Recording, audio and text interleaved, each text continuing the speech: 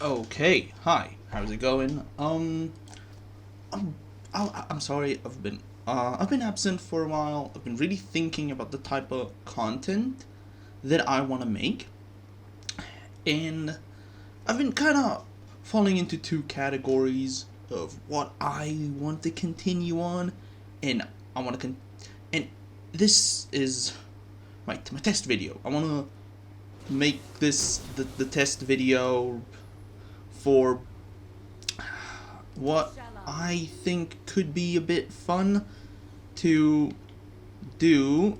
God damn it. Okay, that's just like that. Okay. And I'm gonna pull up some stuff on my second monitor. You can see it. You can see this. The thing I want to do is do a review, or in this case, a countdown, not a top 10, because I'm not counting top 10. I'll explain. You can see the title, obviously, and have like gameplay because I'm just not familiar enough with um, critics and what I can show and what I can't show.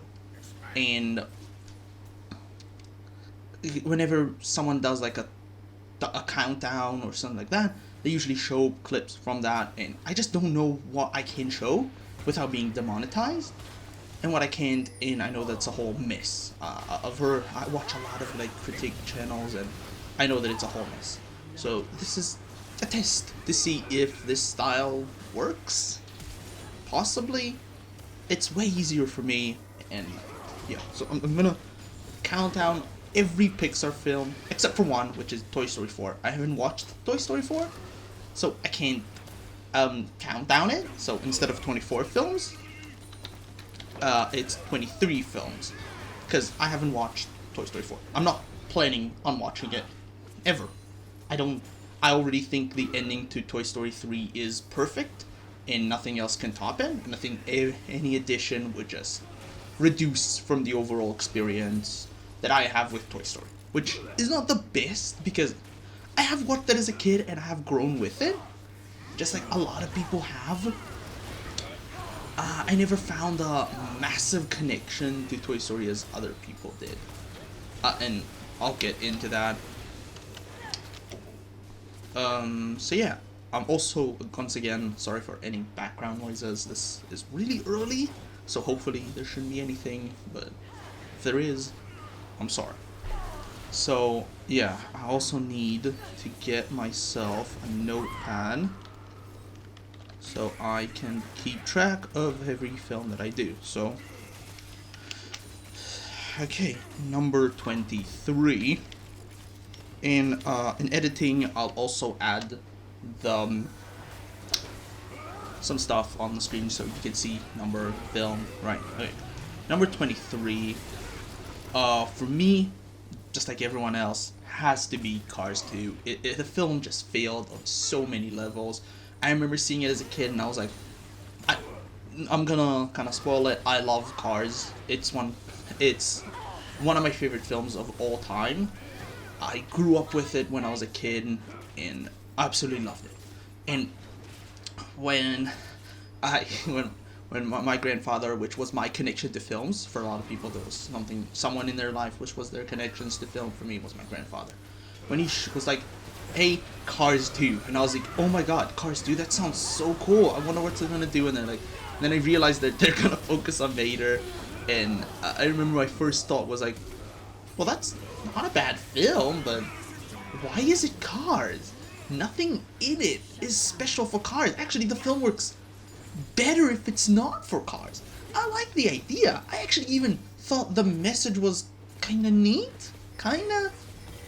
That he's an idiot, but that can work to his advantage. I think that's supposed to be the message. But the film is a miss. It is. It just isn't Cars. I get that that's not a massive criticism, which is why I actually don't hate the film. I think it's okay. I've watched it multiple times. So, I really don't know what else to say. It just fails as a Cars film. Especially when I just love Cars 1 so much. Which is perfect complaint to the next film that I hate, which is Cars 3. Number 22. Cars 3. Same problem here. Cars 3 feels like a retelling of Cars 1, right? It's like, there's Cars 2, there's Cars, and then there's Cars 3. It's like, hey, forget Cars 2 ever happened, we're sorry. Here's like Cars 1, but just like told from a different angle, kinda. And that's not bad. Oh my god, I could not watch the film. I was so, I don't know if to say bored. The animation is beautiful. It's stunning. And the story is not that bad. It's Cars. It's just Cars told slightly differently. Even some of the characters, like McQueen kind of reverts his attitude again, and it's just not a great film. And once again it fails as a sequel.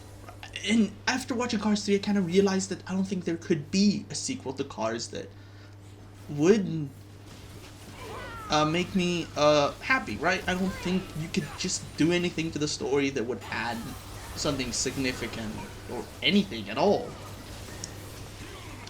So that's pretty much the problem with these films. They just fail to me as sequels, or they're just, why are they Cars? Number 21, Brave.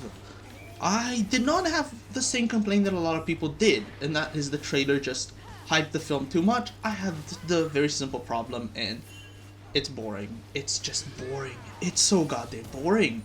Like, nothing happens in the film. It's just another princess film of, I want to be independent, I don't want to be in a marriage or something, and I kind of like that in the end she isn't. If I remember correctly, I have not watched the film in a long time, so if she did end up marrying someone, I'm sorry in advance that I got it wrong. I am so bored watching the film. It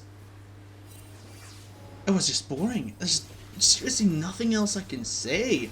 I liked some of the visuals a lot. I liked the witch. That's pretty much it. The kind of relationship between mother and daughter was kind of neat and a pretty fun idea to explore. It's just boring. It's just so boring. It's pretty much my big problem with it. Number 22, number 20 would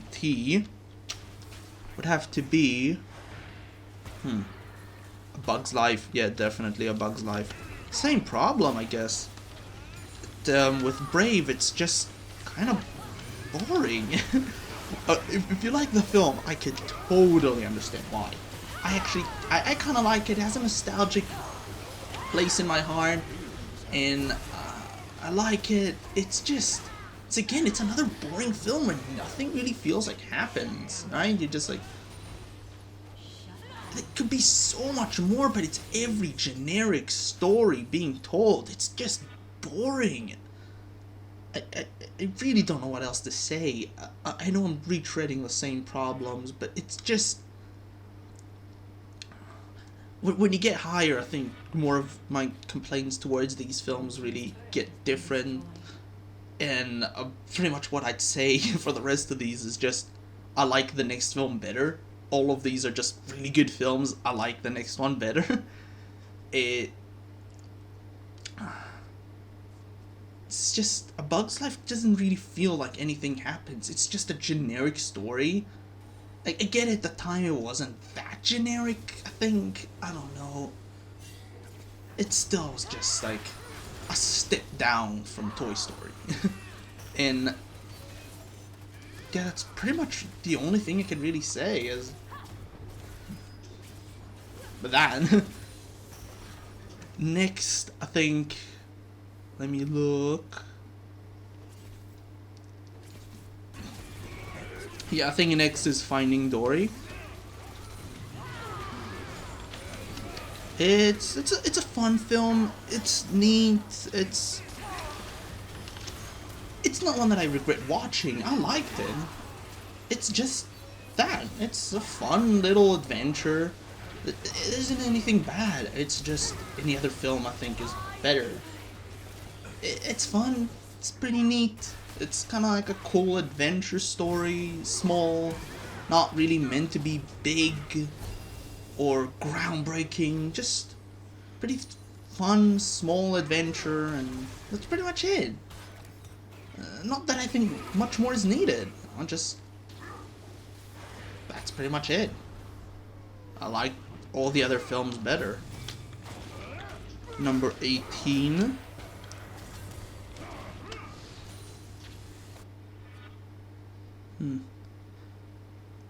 Now we're gonna have to get into some of like the really controversial picks, because I think number 18 for me is Finding Nemo. Oh my god, I'm gonna upset so many people.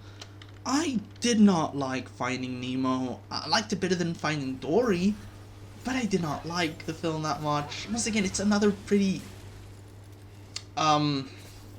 cliche movie. Okay, here's the thing. I have not watched Finding Nemo as a kid. Most people have. Like, I remember when I was a kid, every house had this film on like a DVD and they would rewatch it, right? Every house would have this film on like a repeat. It's like one of those films that were like a household item, right? It was like one of those films. It just was one of those films. But for me, it wasn't. We didn't have Finding Nemo. I don't think my grandfather had Finding Nemo, so I just haven't watched Finding Nemo as a kid. We didn't really watch films together when we were kids. We usually did other stuff together. We played games, and that's pretty much it. We did not watch films together. I'm not sure if it's something that a lot of people did when they were kids. We just didn't. That was like just my experience as a kid. I think the only film I've like watched, with some of my closest friends, like closest friend, like I watched a couple of films maybe. I really don't remember. I don't want to drag this too long. Game's almost over, and I'm gonna need to play another game in order to pad out the time. Not pad out, you know what I mean. So yeah, I just did not watch Finding Nemo as a kid, so I do not have the nostalgia towards this film that other people do. So yeah, I just did not like this film that much. I thought it was okay when I watched it as an adult. I was like, that was kind of neat. It's just kind of generic, and I think other films just do the story slightly better. There's a lot of stuff I liked in it, but just not enough for me to really love it. I think I watched it once, and I'm not planning on watching it again. That's pretty much my story with this film. Number 17. I'm really gonna have to start into these like more controversial picks. I think 17 has to be Onward. I really wanted to love this film. I really, really did. I was so ready to fall in love, and it just never did. It was okay. It was fine. I liked it. I thought there's a lot of good stuff in it, just not enough amazing stuff for it to be really higher on the list. That's pretty much it. It's good. I really loved it. I wanted to love it. I really, really, really wanted to love it, and I don't know how to really explain those in words that make sense. I just really wanted to love this film, and I couldn't. I just couldn't. I don't love this film. I just don't. I wanted, but I really don't. I think there's a lot of good stuff in it. Seriously. I do not hate this film. I probably will rewatch it a lot. It's probably going to be one of those films that I rewatch. It feels like a Pixar classic, right? I don't remember who said that, right? But I remember watching a video where someone's like, it feels like already it becomes like a Pixar classic, but but it's not, right? It's a new film, but it almost already feels like a Pixar classic, and I totally get that. Like, yes, that's exactly what I feel towards this film. It feels so classic. Like, the story's one that I want to rewatch. I don't think the story is great, but there's so many good moments in it. There's so many cheesy but like classic moments we love rewatching. That feels like it. And I know a lot of people could say the same for Finding Nemo. It's just not for me. That's pretty much the best way I could put it into words. I liked it. I wanted to fall in love with it. I just did. And I probably will rewatch it. I think the film is definitely worth the rewatch value. Number 16. This is one where I really have to think hard about this. It's either... I think it's Wall-E. I think it's Wall-E. The reason I did not love Wall-E, I think a lot of people have these two... There's like these two different sides to this film. People who say the first half is amazing and the rest of the film should be like that, and the people who say that the entire film is good. I'm one of those people who say the first half is really, really good, and then the rest of the film is kind of meh. It's good, it's just kind of comes out of nowhere. It just feels like two different films, and I don't know how to really, really put it into words that people have not said like better than what I can. I thought the idea of a pretty much silent film, and not silent, right? The main characters talk, but like very robotic talk, where just like a love story between robots is so neat. And then the humans come, and I'm like, well, you ruined it.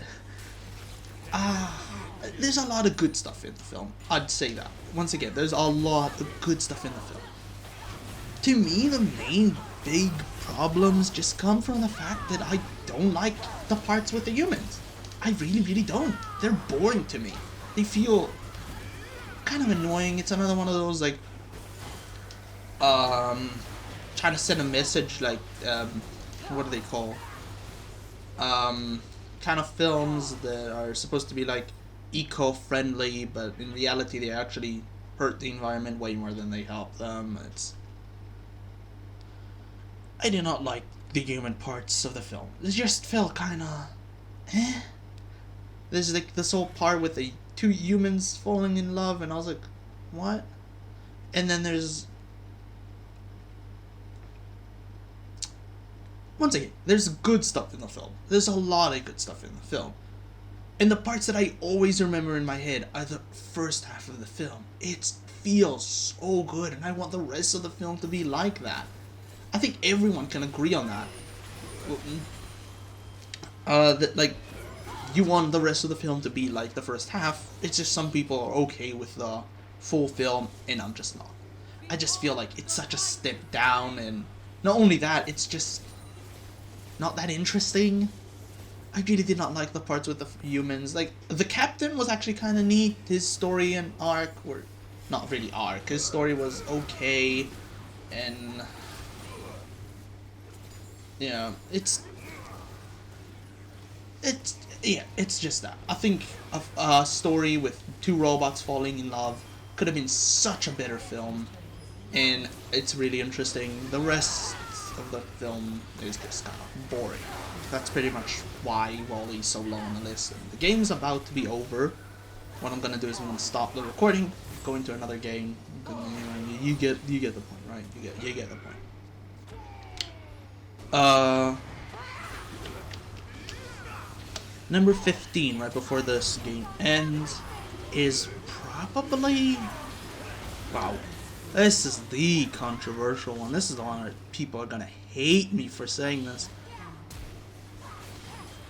It's Inside Out. It has to be Inside Out. But before I rip to this film, really, not rip into this film, I want to say that I like this film. No, not that I like. Sorry. I think it's objectively a good film. What do I mean is I think it's a good film. I actually think it's a great film. I think it's a really, really good film that I'm just too dunce to enjoy. I don't know how to really explain it. I think it's a good film. I think it's a great film, right? I just don't like it. I just don't enjoy watching it, but I do think it's a good film, and I want more films to be like this. And I think more films should be like this. It's just not my type. If that makes sense, good. I just don't really enjoy. Okay, there's a lot of good stuff in it. There's a lot of stuff that worth the rewatch. That a lot of stuff that I'm happy I watched the film. I'm happy that I watched it. I'm not gonna rewatch it. Probably I watched it like 3 times, which is very low compared to some of these other films. Some of these other films are films that I have watched so many times that scenes are burnt into my brain. Right? This is not one of them. I think it's a good film. I think it's a great film. I think it's objectively a good film that I'm just too dumb to enjoy. I just don't enjoy it. And that's pretty much all that I can say. It's slow, it's emotional, and it tells its story slowly, right? I know I keep saying that, but like, that's pretty much my biggest complaint with it. I'm not saying every film should be Avengers Infinity War. I'm not. I don't think every film should be Avengers Infinity War. I just like the style of films like Avengers Infinity War. Fast paced, it gets to where it wants to be and then stays with it. Like Mad Max, Fury Road, like Kill Bill, like John Wick. These are films that are just my type. And if I'd ever do a top 10 favorite films, you'll see that a lot of these films are like that. They're slow at start, but then they get where they want to be and stay there for the rest of the film. That's what I like. I'm sorry. Don't get me wrong. I want more emotion in my film. I usually ask for more emotion in my film. Actually, if you'd ask me what I want my films to be, it's weird that I describe something very similar to Inside Out. It's just after watching Inside Out, I realized that's not what I want. And Game Theory made a video about it, and that is that sometimes we don't know what we want. And yeah, that's true. A lot of times we don't know what we want. We ask for one thing, and when in reality, we actually want something completely different. And that's pretty much me and Inside Out. Don't get me wrong, I still think that even when it comes to like an action film, I want more character. I want more emotion. I want to be invested. Right? But I want it doing with the fast-paced action. When it slows down, you have time to catch your breath. You have time to really think over, to really fall in love with the character and emotions. Inside Out is just slow through the entire film, and I think it's objectively really good. I think it takes risks, it tries, and I love it for that. I just wouldn't watch it again. If that makes sense, thank you. If that didn't, then I hope you just appreciate my opinion. And that's pretty much it. I'll see you when I'm done with the second game, which should be pretty soon. And we're back. We're back. Let me just vote for this guy. Download the thing. And yeah, let's get back into it. Give me just 1 second. Okay. Got everything up. Let's go into the game. Number 15 we're left was Inside Out. Number 14. From here on out, every film is a film I genuinely like. Like, genuinely, I like. And it's just like, every film is just I like better than the last one. So yeah, number 14, I think, is The Good Dinosaur.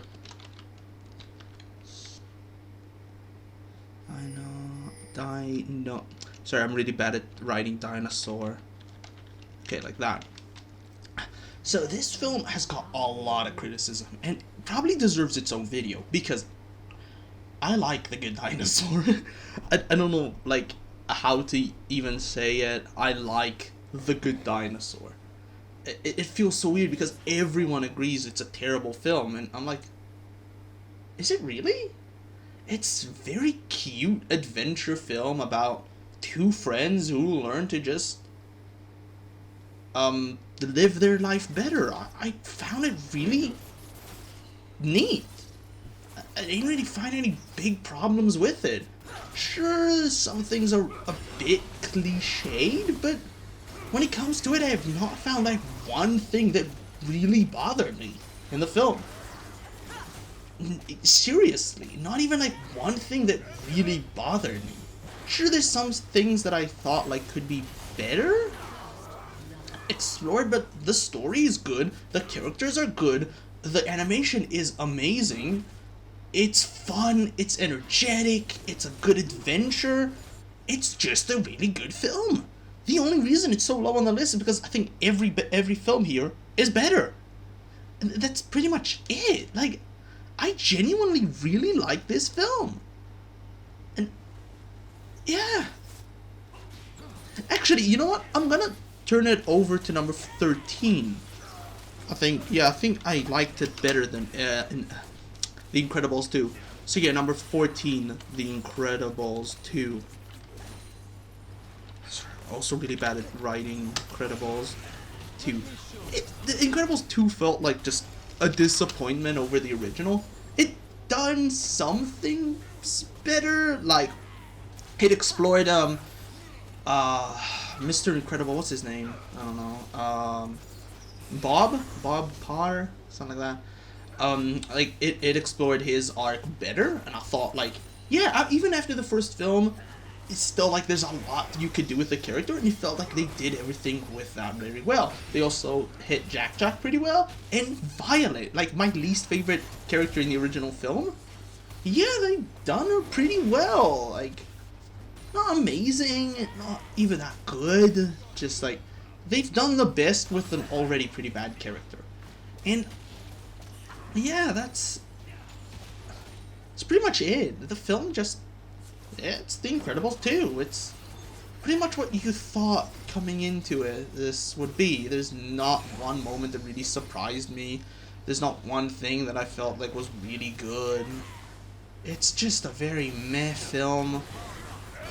It's The Incredibles 2. It's The Incredibles 2. It's not bad. It's pretty much everything you expect, and there's something even worse when it comes to that. Like, even a bad film that surprised you or done being entertainingly bad is good.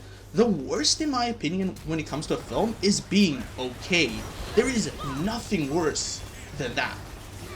Like, there is just nothing worse than a film that is just okay. Like, a lot of times when I see top 10 worst films, it's usually these, like, films you've never heard of that are technically the worst films. Like, sure, they're technically bad, but how can you get offended when it's a film you've never heard of, from a company you don't care about, not even made in America? It's not offensive, it doesn't hurt you in any way, you watch it, it's technically the worst, but it doesn't hit you in any way bad.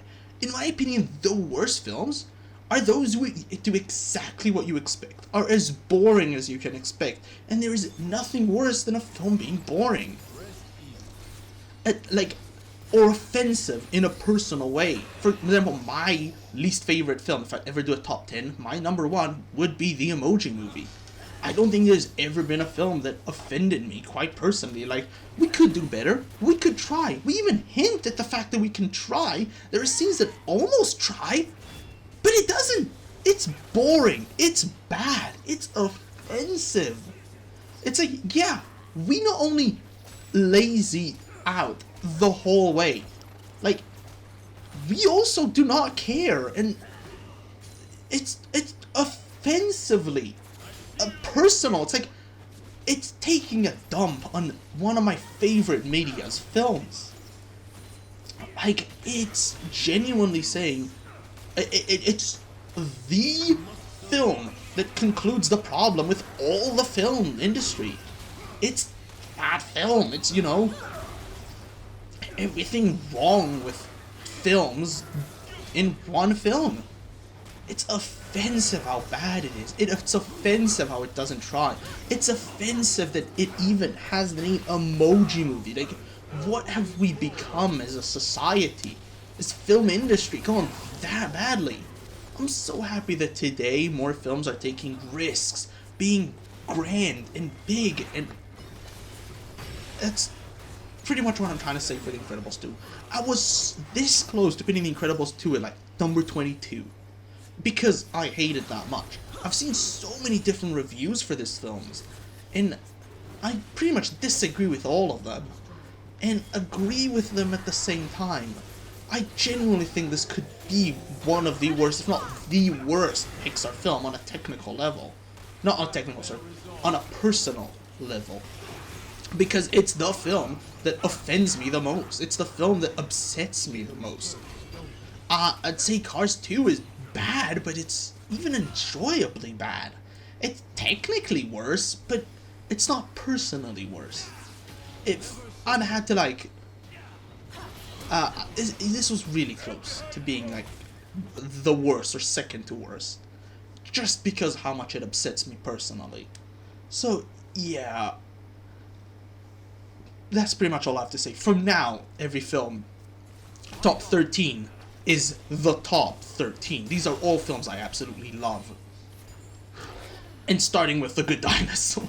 This is a film that, okay, it doesn't try. And that's the biggest problem with it.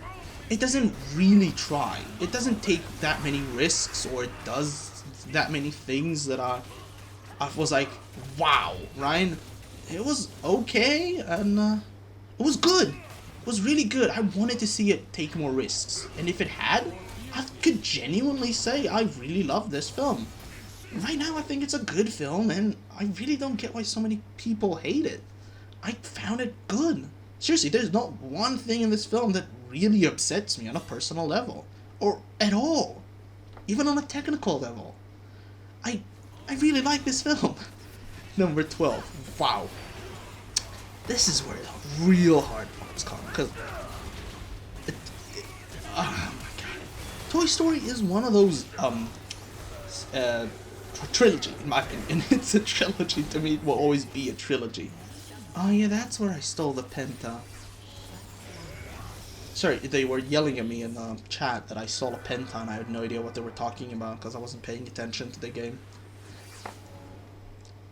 She was dead anyways, to be fair though. Anyway, Toy Story has always been a weird trilogy to me because ranking it has always been like a weird situation where I'm like, which one do I like? I know that I like the third one most, but it's always been like, which one is better, the second one or third one? I can never agree, and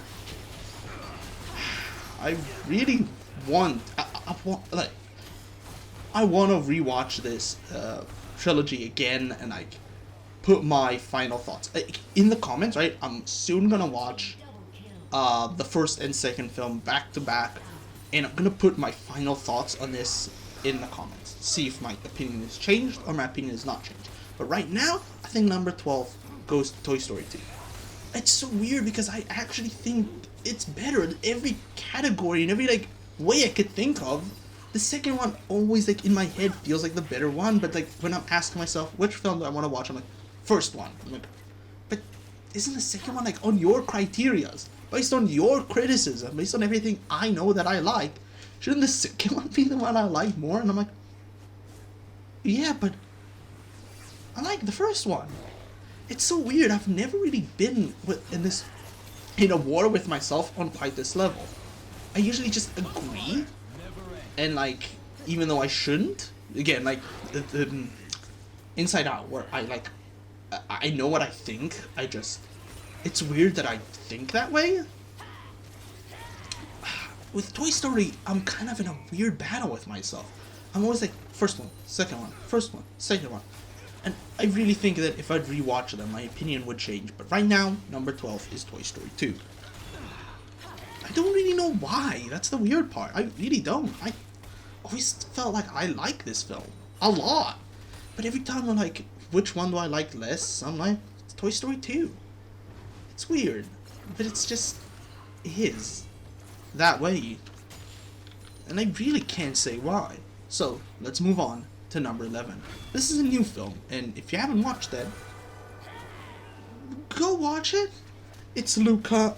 I don't want to say too much about this film, just in case someone has not watched it. My thoughts, no spoilers, it was good. It was weirdly good. It was... oh... my thoughts have still not finalized on this film. Like, I know I like it. Kinda. Ish. I like it. I don't know how much. I did watch this film and my thoughts were just so weird. Like, I was really trying to put it into words. I guess it pretty much does what you expect it to do. It doesn't take too many twists and turns. It's a fun film about three friends. That's pretty much it. Everything you think would happen happens. And that's the least spoiler I can give for this film. I want it to be fair though. What I really wanted this film to be is more fun, more adventure, more friends. And the ending kind of turned into this cliched, what you expect happens pretty much. And that was okay. I wanted to be just like a. If you've ever watched Nostalgia Critic, he has like this point when it comes to like the Studio Ghibli film called well, you probably heard of it, My Neighbor Totoro? My Neighbor Totoro? However you want to pronounce that. And he says it's just like a fun little film about this family living in this weird world. And that's pretty much it, and that's pretty much all it needs to be. Just a fun little film about a fun little world, and nothing too much, except that the ending is kind of bad, right? And my thoughts were I wanted it to be more like that, even though I disliked My Neighbor Totoro for these exact reasons. But if it did that, then at least that there was something really good I could say about this film. And it's just like that. It's what I wanted it to be more, and what we got was kind of less of that. I know I'm talking and words don't really make sense. When I saw the movie, I was like, I really wanted it to be a fun little small adventure between these three friends. Just going out, enjoying their day, having fun, getting into trouble. Almost like a show, right? Almost like just a show. And that's pretty much what I wanted it to be. And then the ending came and I was kind of disappointed. But it was also a pretty good ending. It's such a weird mess of emotions and thoughts that's the best I could give it right now. A pretty weird mess of a movie. It's weird that my thoughts and feelings towards this film are just like the film. It's a weird mess. Even though in the end it's like the film comes into more structural, right? Not in the end. The film becomes this more structural film, and that's the parts that I disliked about this film, is that it is kind of structural, and that's not really what I want it to be. And my thoughts are just a mess. I like it. I like the ending. I like the story. I like the friendship. Okay, I really like the friendship. That's the one part that really holds this film together. The friendship and friends and like all that stuff feels so real and so fun and so good. The rest of the film kind of lacks that, and that's really annoying to me, right? Am I explaining it well? I don't think I'm explaining it very well, but if my mess of thoughts have not explained to you my mess of emotions, then I guess the perfect way to summarize my feelings towards this film is a mess. And yeah, that's pretty much the best I can give it. It's just kind of a mess.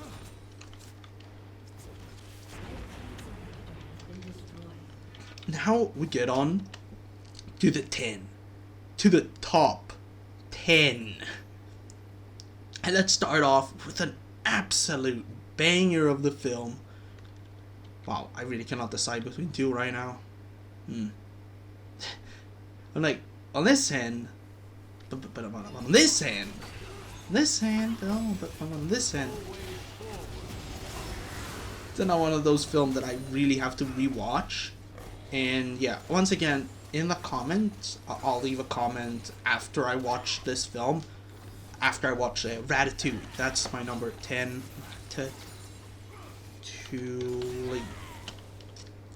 It's I've been really having trouble deciding between this one, number 10, and my number 9, which, yeah, I really have to rewatch in order to put my full thoughts into it. And yeah, I always thought Ratatouille was good. I always thought Ratatouille was classic, and yeah, there's a lot of problems with it. There's a lot of problems with the film. Like, it, again, well, what I'm saying, there's a lot of problems with the film, but for every problem that I can think of this film has, there's 1,001 things that this film does. Not 1,000, sorry. There's a couple of moments and points and things that happen in the film that really help it become so good. It's another one of those messes like Luca, where my thoughts are just so messy. Basically, I'll try to put it this way. There's a lot that happens in the film that feels cliche and annoying, and I think that I want it not to be that way, but the moment that it hits you, the moments that are mind-blowingly good help this film become just a household classic.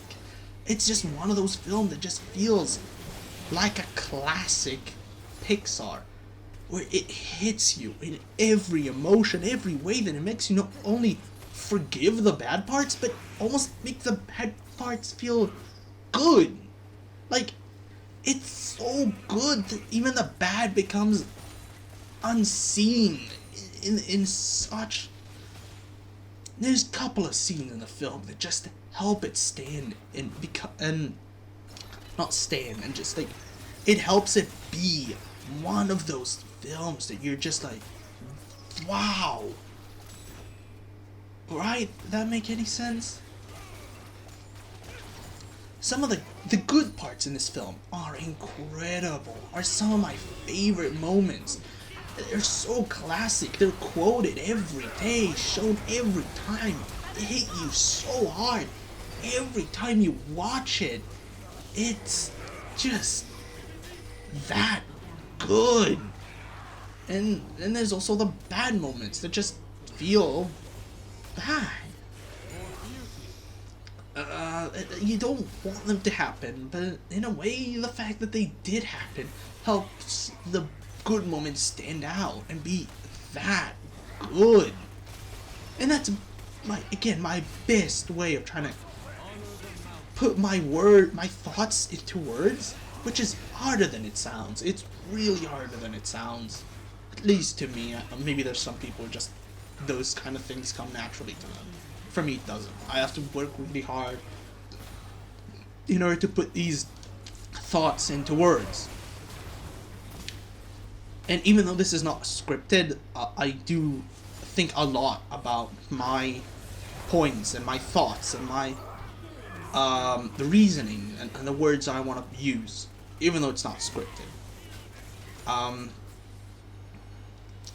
Yeah, that's the best way I can try to explain this film. Number 9. Yeah, I think number 9 is Toy Story 1.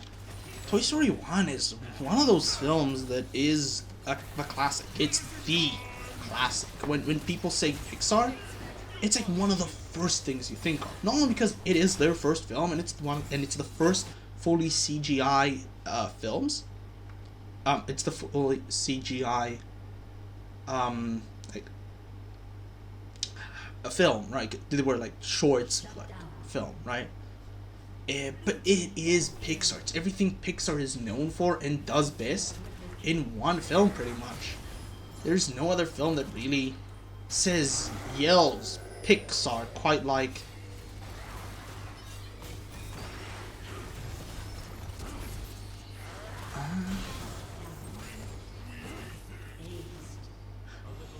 Yeah, there's not really a film that ever screams out Pixar quite like this one. I think the game is about to end soon, yeah, so I'm gonna continue to the top with no gameplay. Hopefully that's okay. Yeah, hopefully that's okay that there's no gameplay. while I do top 8. So yeah, the thing with Toy Story that I love more than any other Pixar film is that it's unique in the sense that it's not on the sense it's unique. There's nothing else that has ever been done like that. It's a story that doesn't simply tell a message, but tells a story in a way that us humans don't really understand. We're not toys, and it's not trying to connect to our human world and views through toys. It's telling a story that only pretty much toys can understand. It's not trying to connect to being a human story. It is a toy story, and it's only a toy story. There are some moments that could be taken, if you want, in a sense to our lives. There are some scenes that, like, stuff in the film that works both ways, but it's meant to be first and foremost a toy story. Something that toys understand, told through the view of toys, that doesn't connect to our lives. The only other film that I can really think that does that is Cars, but even that kind of connects to our life. And yeah, that's pretty much mostly what I can say about Toy Story. Let's go to number 8. Number 8 is Up for me. Up, oh my god, the first, I think it's 10 minutes of Up are a masterpiece. Something that will never, ever be done again better. Never. It's pure masterpiece. It's a scene that will always scream masterpiece. The rest of the film is good, even really great. It's that first it's the first 10 minutes that really make the film. Don't get me wrong, the rest of the film is good, great even. It kind of falls in comparison to the first 10 minutes, and that's a bad thing, but god damn it, I like this film. I really like this film. The rest of it is kind of fun, adventure, but also memorable, emotional, great movies. There's not like a scene that really hits you like in Ratatouille. Not even Toy Story actually has that like one scene that Pixar is really known for, having that one scene that hits you. That was kind of done mostly later. The only scene is like obviously the 10 minutes, and I still think the rest of the film is better. I still think the rest of it is a masterpiece, and not masterpiece. I think the rest of it is good. I don't think it's only the first 10 minutes that make the film. I really don't. I think there's a lot of good stuff in the film on its own, even without that 10 minutes. But without it, and I'd still probably put it around the same placement. I just think obviously the first 10 minutes are a masterpiece in their own way and would never be outdone by Pixar. Ever. And yeah, I'd still be around the same placement even without them, because I still think the film is good in its own way. So let's move on to number 7. Should I play like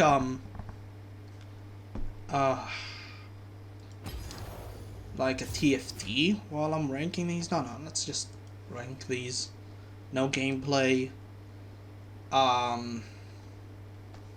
Okay, number 7. Let's see. What have I?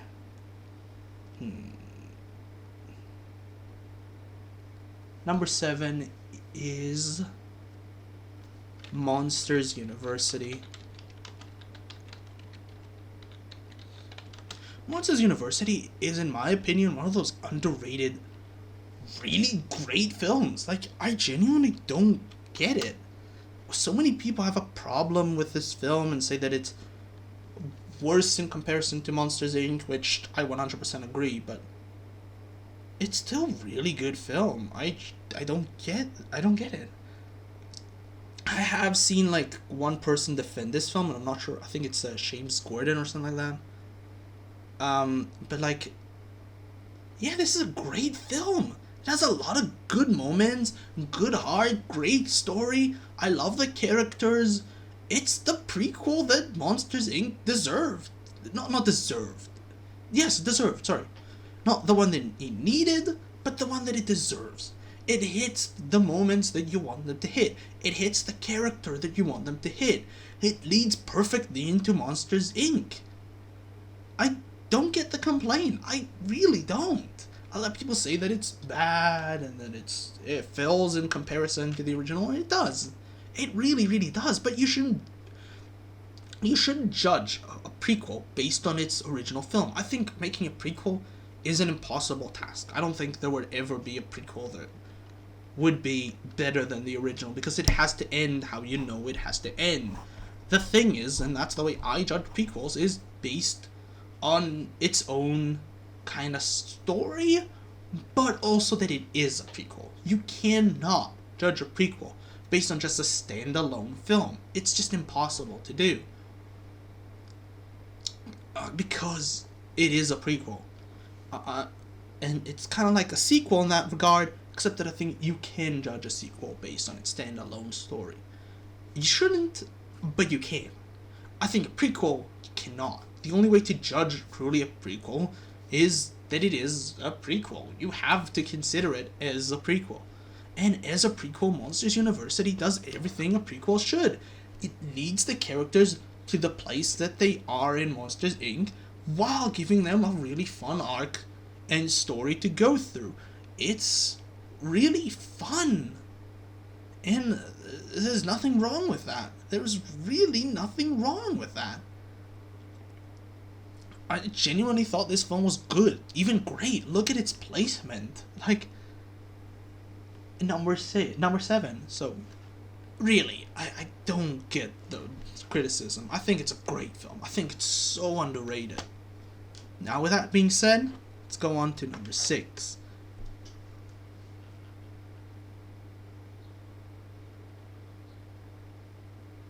Hey, give me a second. Let me just fill on the rest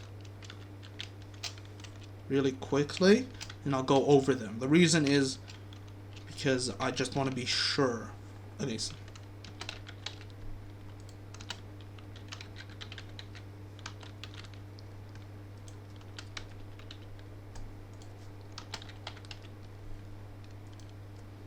I think I'm missing a film, and I do not know which one it is.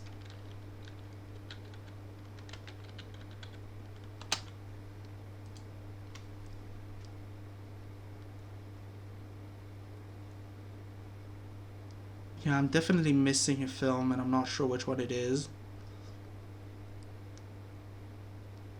Oh, okay, here we go, found it. So number 6 is The God damn it, give me a second. The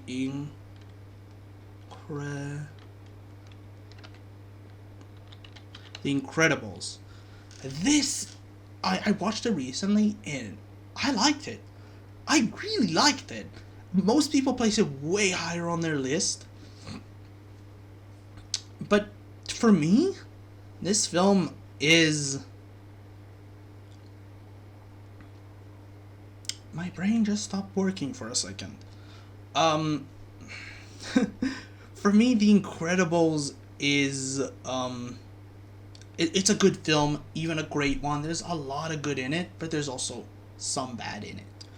I don't think the bad really overshadows the good. I don't think some of the bad is Jack is not really present throughout the film. What's her name? Violet is pretty boring. Some of the ending is not that great. There's some moments that feel out of character or just dumb or playing towards kids, and you can say whatever bad things you want about the film. The good stuff in this film way overshadows the bad. It's a film about family, but the family is supers.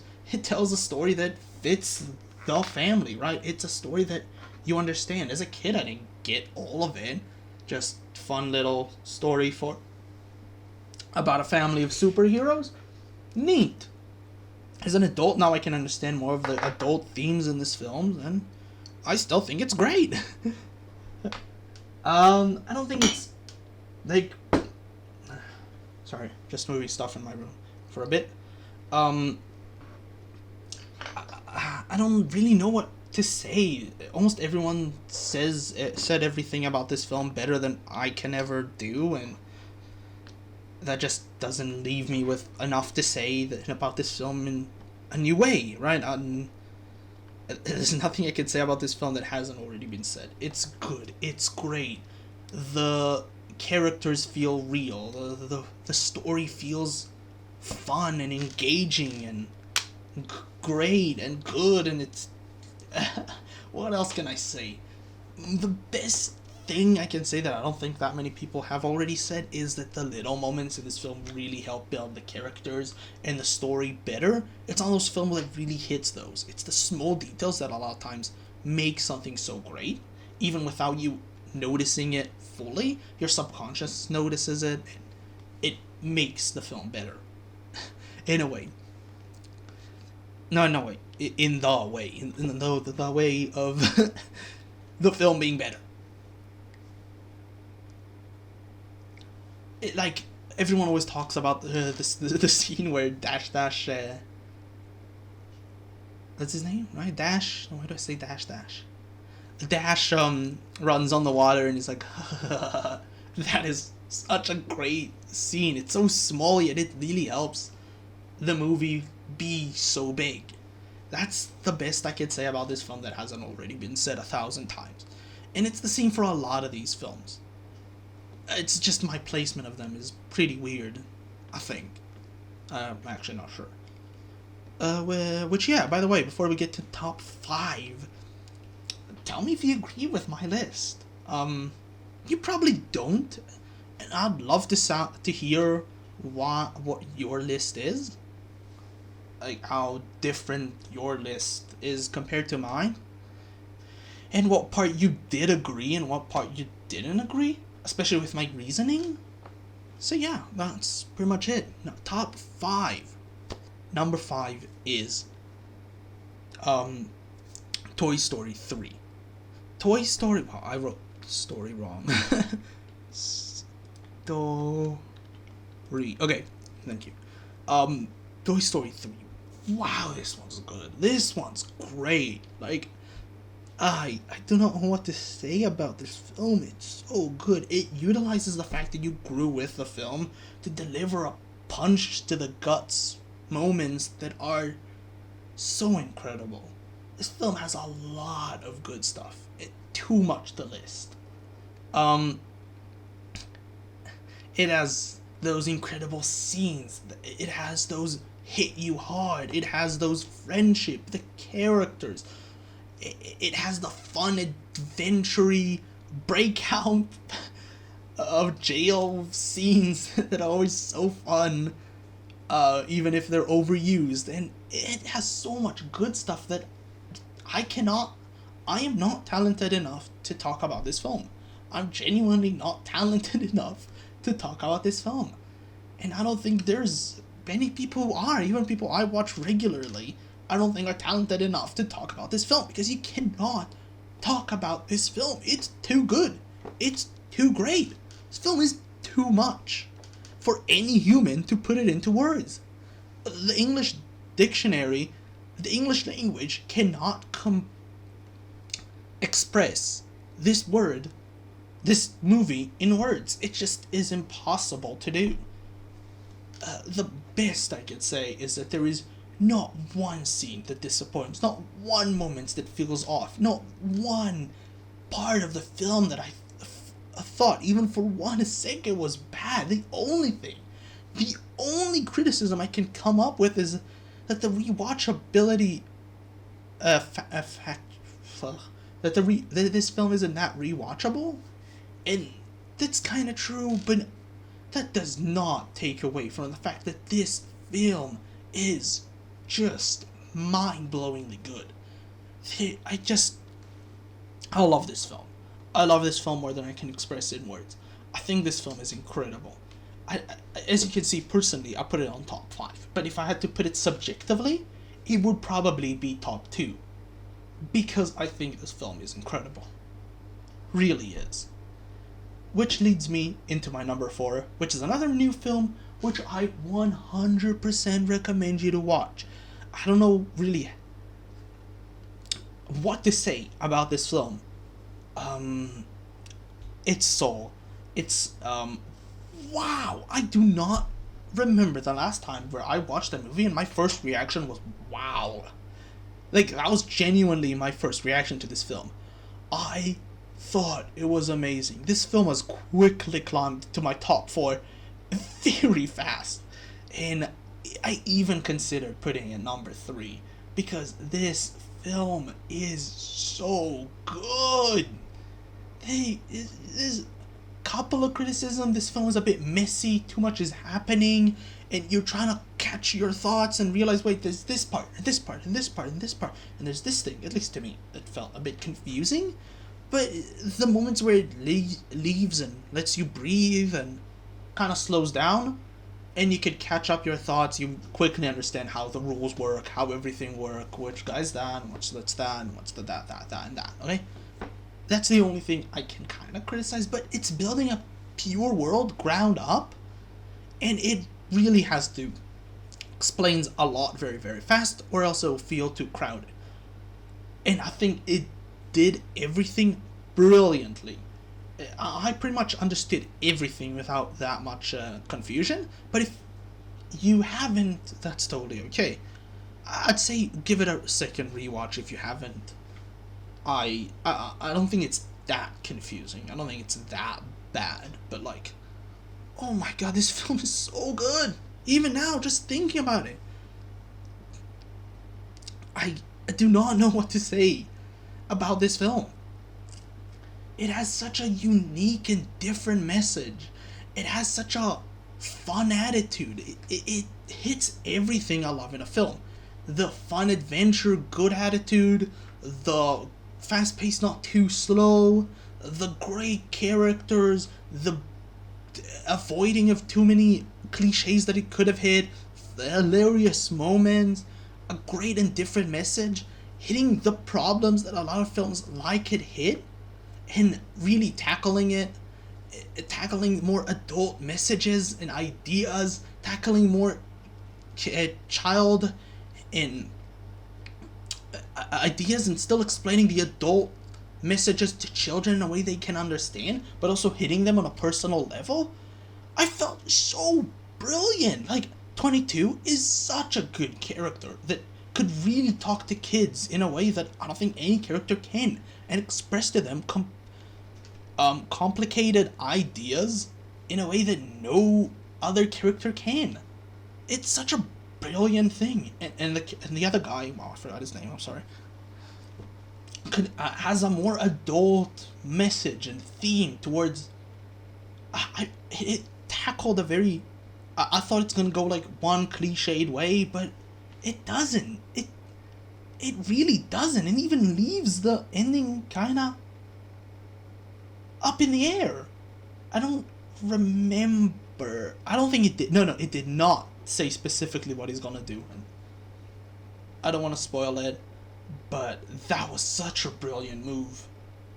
And I kind of saw it leading up to it at a certain point, but it still tackled it really brilliantly.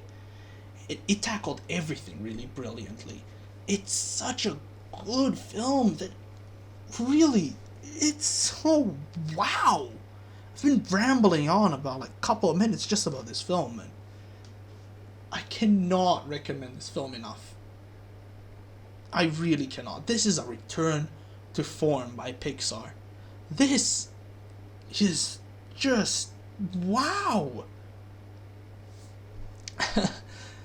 So let's go on to number 3. I completely lost my voice. Yes, thanks. I'll go get some water. I'll be right back.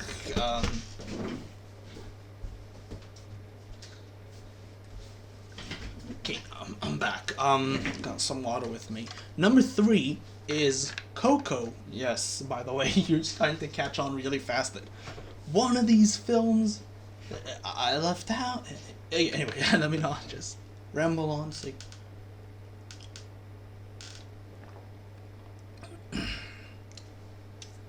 Coco was one of those films that I felt like again did that cliched story that has been done so many times by Disney, especially, of this one kid grows up and it's told not to do this one thing. Like, for example, the Little Mermaid, she's told not to go outside. She goes outside, she loves it, she changed her father's mind about it, and she lives outside, right?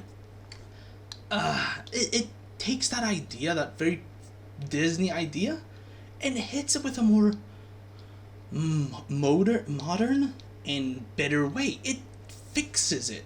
It does that story, but it perfects it. And I love it for that. But besides the main story, okay, it hits a lot of cliches. I'm gonna throw that right out of the way. It hits a lot of it, but it has to. It has to hit these things in order to tell the story that it wants to tell, not the story that fans want it to tell. Not every film needs to have a new, groundbreaking, different idea.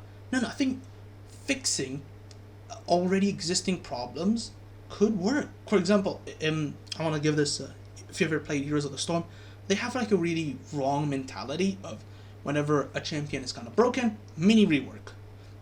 And I'm like, but why? Like Whitemane or Johanna or Raynor, where they had a problem and they didn't need to mini rework. They really did not. The rework actually made it even worse in both scenarios, where like the character did not need a mini rework, it just needs some fixes.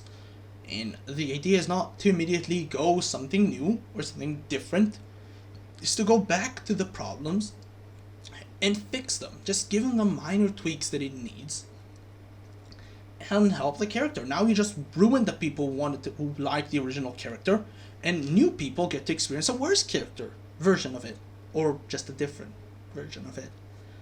Basically what I'm trying to say is Coco went back and fixed that story. He told a story that has already been told, but did it better.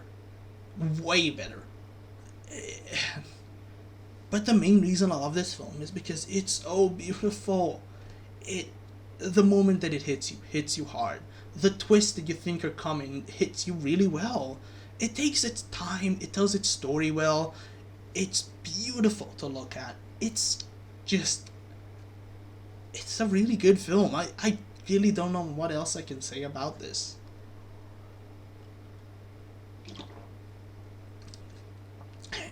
One of the things I thought would really be offensive is the not offensive, controversial, is the way they talk about the afterlife. But it's very clearly that just take the Mexican, please do not hate me if I get everything wrong here. The traditions and mythologies, and just build a fun story around it. And it hits you really well. The film does so well to bring all the characters, explain every character and do it very well, tell the story very well, and what else can I say? It just did a lot of what you wanted to see better. A lot of people, I hear so many people complain that these stories have been done before. Why am I creating a story that has already been done for? But I don't think that's a problem. I think the problem comes when you tell the story that has already been done exactly the same way. But if you take something that has already happened, or being what people would say cliche, I'm doing air quotes, and you tell it well enough to even fix the problems that it had, or tell it better, or have a unique twist on it, you could create something that is better.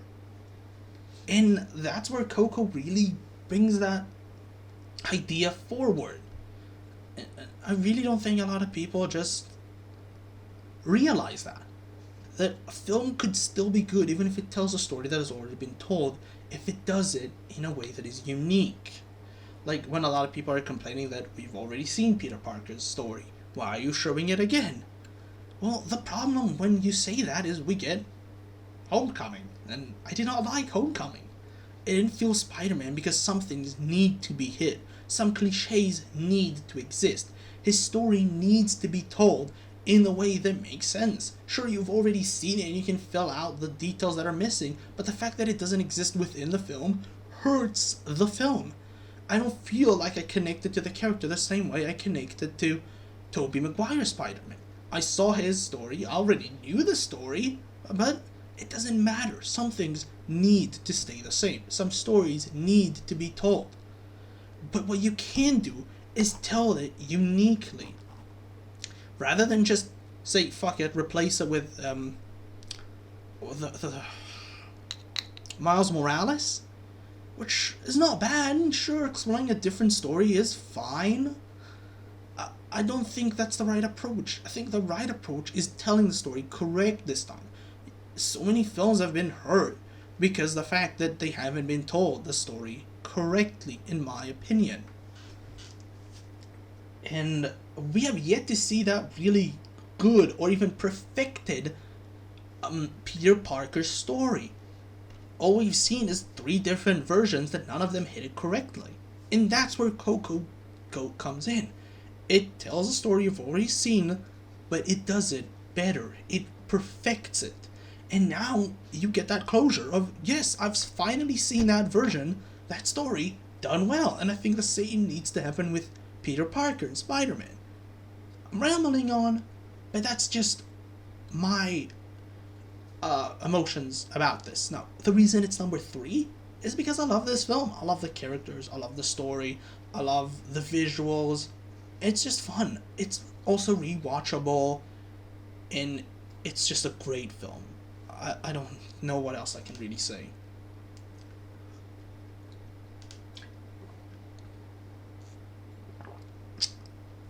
As I've said before, I value movies based on the enjoyable factor of watching these films, because that's the film media for me. If I enjoy the film, good. If I haven't enjoyed the film, bad. And if it's... That's why, I view some films way differently than other people do. For example, Angry Birds, I liked that film, and most people really did not.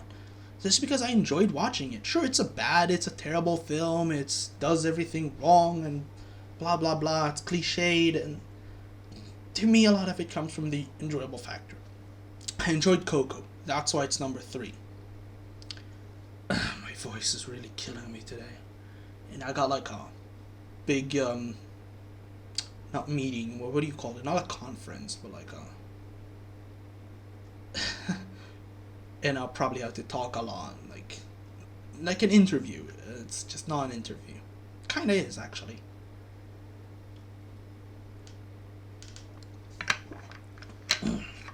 Basically, it's an interview, and I'm gonna have to talk a lot, so it's really not good that my voice is dying out. So I'm so happy we reached number 2, Monsters Inc. What can I say about Monsters Inc. that hasn't already been said? Seriously, I'm lost to words. I guess to me the biggest factors from number 1 and number 2 is nostalgia. I grew up with these films, and a part of me carries with these films. When I rewatch these films, I can compare myself to what I was when I was younger, how my views in life has changed. I believe that every day, with every information that we gain, we change, even slightly, even a lot, whatever. One day I awaken, I'm like, I like donuts. One day I can awaken with the information I got, I do not like donuts anymore. That's okay. You're allowed to change your opinion. And with these 2 films, it's like I'm seeing that road that I've carried through. How my opinions and views have changed with these films. They hold a personal value to me. But as I said, it's a lot about the enjoyment factor of these films. And yeah, Monsters Inc. is very enjoyable. There's not one scene that feels boring. There's not one scene that feels bad. It's a masterpiece in every sense of the word. It hits so well. The story it tells is perfectly told. Everything that it does is so carefully balanced, perfectly made, perfectly everything. Once again, if I had to count these objectively, this would be number one. But I'm not counting him subjectively, based on my opinion, and it's only number two. And the reason is because one film just carries a personal value to me more than Monsters Inc. Even though I have watched Monsters Inc. as a kid, I never loved it as a kid as much as I love number one. Even though I absolutely love Monsters Inc. It's my second favorite Pixar film of all time. I love this film. Not only does it carry a piece of me inside of it,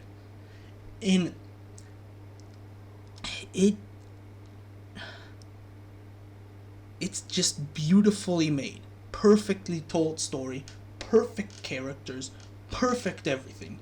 There's not one thing that I thought is not good. It's just a perfect film. And there's really not much I could say about this that hasn't already been said, that you have yourself have not said about this film before. I've never met a person that disliked this film. I genuinely think this is the masterpiece. This is the Pixar masterpiece. And now, to number one.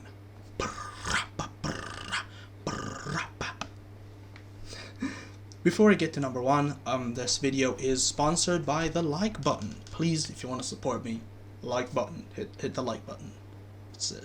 Or make the like button. It will make the like button gods very happy. So hit the like button, God. Hit the like button, or the gods of likes would smite you down with their dislikes. Or don't. You really don't have to hit the like button. I don't want you to feel obligated to. Number one for me has to be Cars. It has to be Cars. When I was a kid, I used to watch this film all the time. I used to rewatch it and rewatch it and rewatch it and rewatch it and rewatch it and rewatch it. I watched it so many times. And when I started growing up, I came back to this film. I find myself coming back to this film all the time because it held a piece of nostalgia in it. A piece of me in it. This film is very much how it's that road again. Once again, the way I change my opinions and values and views of the world, I can see it within this film. When I watched it as a kid, I was just like, pretty colors, going racing, boom, boom, boom. Right? That's why I watched it. It was just a fun movie that I liked as a kid. When I came back to this film, I found that all the scenes I liked as a kid, all the scenes I disliked as a kid are the scenes that today are my favorites. When Sally and McQueen go for this long ride up to the hill and just having fun. I hated that when I was a kid. It was too slow, it was too boring. Now it's one of my favorite scenes. And that's because how much I changed, but ended up in the same place. I call it the spiral theory, where you start in one place, and then you go in this circle, and end up back at the place you started, but above it. Just like a spiral that goes up. Let me give you an example. Once again, when I was a kid, it was just like I liked this film because it was just a fun little story, a fun little film with cars in it, right? But when I got older, I got the same place. No, sorry, I got to a different place where I liked this film because I got to the when I was older, I liked this film because I thought the story was great. I felt the characters were good. The way they grew up, their arcs, the message, the ideas of this film have always touched me not always. When I got there, it touched me in a way that no other film really did. I felt the idea of them, they are cars, they are meant to be driven. But the message was to slow down, relax, have fun. Don't just race over to the next checkpoint, race over there and race over there. Take your time to enjoy life, or you end up gonna miss it. I felt that message was so beautiful. And then when I grow older, I start liking this film even more because of how I saw my opinions change, my view of this film change. I ended up liking the movie once again, but for a different reason. Every time I ended up liking the movie for a different reason. Every time I watched this film, I watched myself. I watched my opinions grow, my mind grow, become better at expressing its own emotions, better at understanding emotions, and different reasons for liking a film. Even disliking a film I liked as a kid, or liking a film I disliked as a kid.